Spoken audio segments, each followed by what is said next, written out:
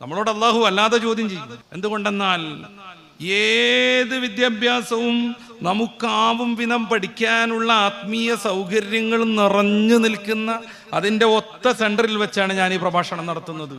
Ma'din academy വല്ലാത്തൊരു അനുഗ്രഹമാണ്. നമ്മുടെ നാടിൻ്റെ മുഖച്ഛായ മാറ്റിയെടുത്ത സ്ഥാപനമാണത്.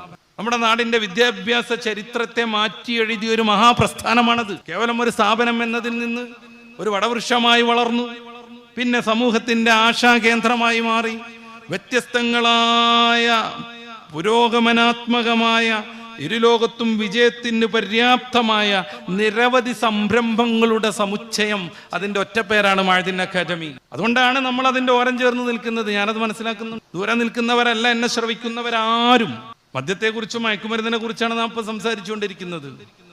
10,000-ഓളം ആളുകളെ മദ്യത്തിൻ്റെ ഇരുണ്ട ഗർത്തത്തിൽ നിന്ന് ജീവിതത്തിൻ്റെ പുഷ്കലതയിലേക്ക് വലിച്ചു കൊണ്ടുവന്ന, നിരന്തരമായി പിറകെക്കൂടി അവരെ ജീവിതത്തിൻ്റെ വിജയ മാർഗത്തിലേക്ക് തിരിച്ചുവിട്ട നമ്മുടെ ഈ ലഹരി വിമുക്ത കേന്ദ്രം പോലും മഅദിനിൻ്റെ കീഴിലുണ്ട്. നിങ്ങളത് പരിചയപ്പെട്ടിട്ടുണ്ടാവും. ദൂരന്ന് കണ്ട പരിചയം എനിക്കുള്ളൂ. നിങ്ങൾ അനുഭവിച്ചവരായിരിക്കും. പക്ഷേ ഇത്തിരി പേരൊക്കെ അവിടെ കൊണ്ടുവന്നൊരനുഭവം എനിക്കുണ്ട്. കോട്ടയത്തുള്ള ഒരാൾ, ഞാൻ അദ്ദേഹത്തിൻ്റെ പേര് പറയുന്നില്ലേ, അദ്ദേഹത്തെ ഞാൻ ആ ഒരു സ്ഥാപനത്തിലേക്ക് കൊണ്ടുവന്നാക്കിയിട്ടുണ്ട്. അന്ന് ആ സ്ഥാപനം ഒരു അറ്റകുറ്റപ്പണിയുടെ കാരണത്താൽ ലീവിലായിരുന്നു, പൂട്ടിയിരിക്കുകയായിരുന്നു. തൽക്കാലം അങ്ങോട്ട് തന്നെ കോട്ടയത്തിലേക്ക് തന്നെ തിരിച്ചുവിടാമെന്ന് ഞാൻ വിചാരിച്ചപ്പോൾ അദ്ദേഹത്തിൻ്റെ ഭാര്യ സങ്കടത്തോടുകൂടെ വിളിച്ചു പറഞ്ഞൊരു വാക്ക് എനിക്ക് മറക്കാൻ പറ്റണില്ല. ഉസ്താദേ, മൂപ്പരെങ്ങടെന്നെ വിടുകയാണെങ്കിൽ ഇവിടെ എത്തുന്നതിൻ്റെ മുമ്പ് ഞാൻ ആത്മഹത്യ ചെയ്യുന്നു. ഇവിടെ സ്ഥാപനം പൂട്ടിയത് അവർക്ക് അറിയേണ്ട കാര്യമില്ല. നിരന്തരമായി ശല്യം ചെയ്യുന്ന, മക്കളെ പീഡിപ്പിക്കുന്ന, ഒരു സ്വസ്ഥതയും തരാത്ത തൻ്റെ പ്രിയതമൻ നന്നായി കാണണമെന്ന സ്വപ്നത്തോടുകൂടെ യാത്രയച്ച ആ പെണ്ണിന് വെറും കൈയോടുകൂടെ പഴയ കോലത്തിൽ തന്നെ മൂപ്പരാളെ തിരിച്ചു പോണത് സഹിക്കാൻ വയ്യായിരുന്നു.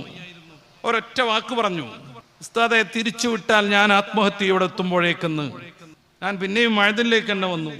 ആ മനുഷ്യൻ ഇന്ന് കച്ചവടം നടത്തി അദ്ദേഹത്തിൻ്റെ കുടുംബം പോറ്റുന്നുണ്ട്. ഇത് ഞാൻ കഥയിൽ വായിച്ചതല്ല, എൻ്റെ അനുഭവമാണ്. വിദ്യാഭ്യാസ രംഗത്ത് നമുക്ക് എത്ര എത്താൻ പറ്റും, അവിടെയൊക്കെ എത്തിക്കാൻ പറ്റുന്ന സംവിധാനങ്ങൾ നമ്മുടെ അടുത്തുണ്ട്. അതുകൊണ്ട് തന്നെ നമ്മളോട് നന്നായിട്ട് ചോദ്യം ചെയ്യും. ഇവിടെ ഭൗതികമായ കുറേ വിദ്യാഭ്യാസ സ്ഥാപനങ്ങളുണ്ട്. നമ്മൾ വിദ്യാഭ്യാസത്തിന് എതിരൊന്നുമല്ലാന്ന് നിങ്ങൾക്ക് അനുഭവം കൊണ്ട് തിരിഞ്ഞതാണ്, ബോധ്യപ്പെട്ടതാണ്. വിദ്യാഭ്യാസം നമ്മൾ കൊടുക്കണം, വേണ്ട വിധത്തിൽ തന്നെ നൽകണം. പക്ഷേ അതിന് ആത്മീകമായ പശ്ചാത്തലത്തിലായാൽ നമ്മുടെ മക്കൾ രക്ഷപ്പെടും. രണ്ട് ലോകത്തും അവർ വിജയികളാകും.